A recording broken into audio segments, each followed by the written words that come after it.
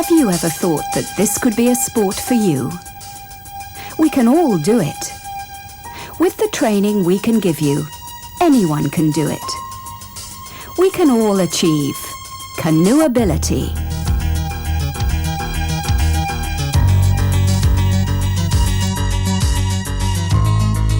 Linda has never been in a canoe before, and like so many other people, had never even considered the possibility. The instruction will be tailored to her needs, through a sympathetic approach and at a pace that's right for her. Okay, then you look up at the other end, okay? And it needs to twist like that, okay? To go on the other side. But this is your control. You think you can get in? Ideally, the learning should start in the swimming pool, where it's safe and warm, and where there's no rush, no pressure. Hand on the side, drop in. We did it.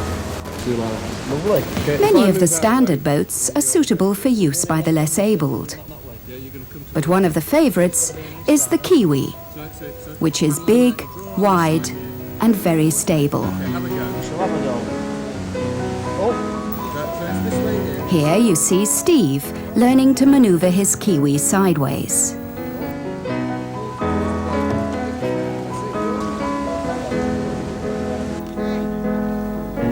On any weekend across the north of England, groups like this are assembling.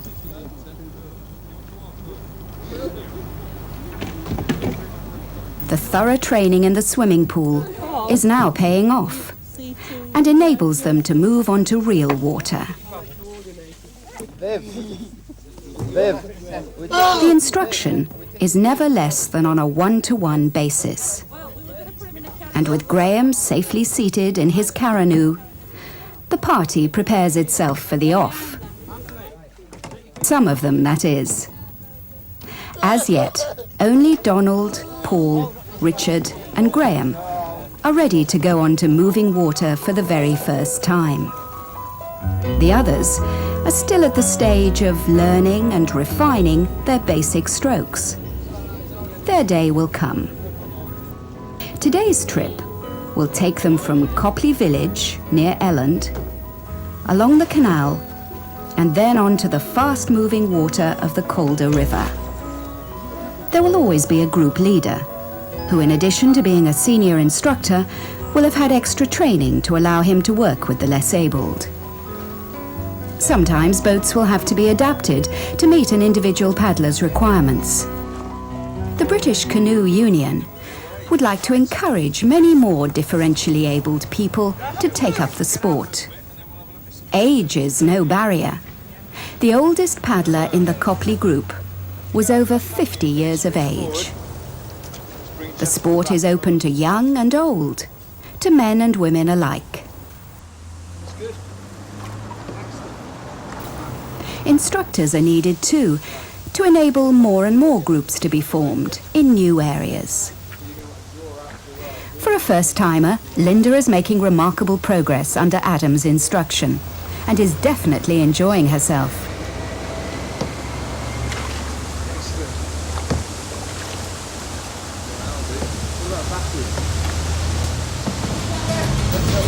And here are the four lads, on their first big rapid, or big for them at least. Donald, Richard, Graham, and Paul.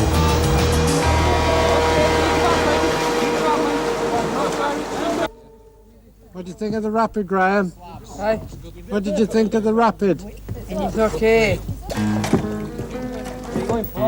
But the ability to tackle white water is only gained by continuing to practice hard at their strokes, encouraged by the undoubted love and dedication of the instructors, who give so freely of themselves and of their time. Stop. All right, very good. Like going to the side now, another rest. Paddles seem to have a mind of their own when you're starting out, but learning from it and laughing at it is all part of the fun. spin. Handbrake turn. I've never the handbrake turn a Canadian, there you go. Right, what do you think then? Really enjoyed it. You'd have another go then? Yes, I would. Yeah?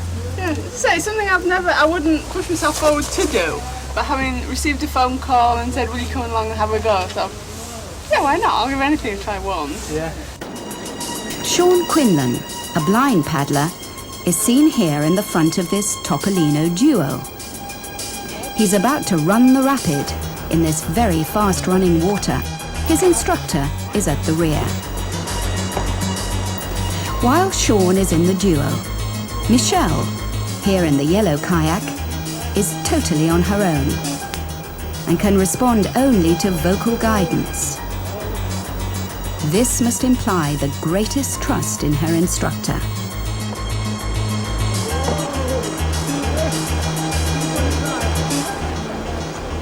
On the other hand, if a paddler is deaf, he or she can only respond to visual signals.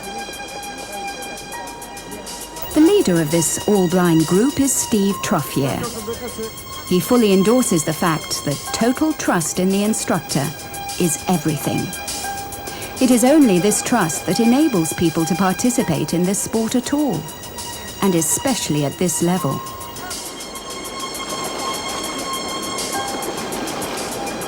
Capsizing and not being able to free themselves from an overturned boat is usually one of the novice paddler's greatest fears. David Gent has the perfect technique for putting people at their ease and for quelling their fears.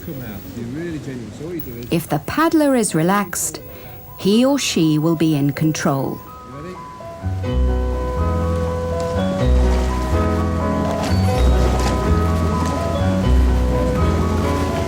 Oh yeah. Dead easy.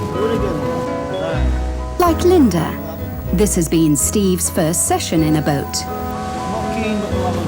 And he's still a little apprehensive about whether he'll be able to free himself when he capsizes. David gives him the necessary reassurance. Whichever way you want to go, in your own time.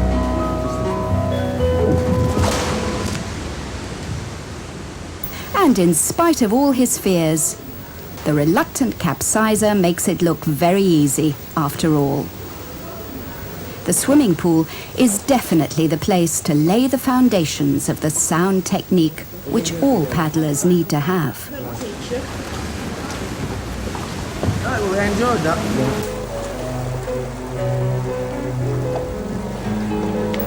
The four lads have almost completed their very first ever river run. And in spite of the rain, their sense of achievement is obvious. Okay, all right, keep paddling. Still a few tricky bits, though, to negotiate before they're through.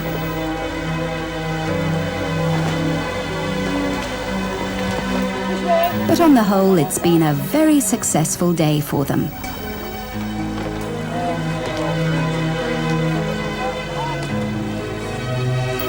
In this video, we've tried to show you some of the attractions and possibilities that canoeing can offer.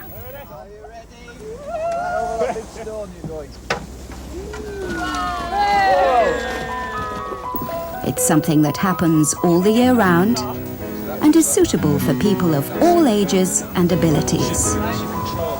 There's enjoyment to be had, friendships to be made, skills to be learned, challenges to be faced, if that's what you want. Canoeability has a lot to offer you.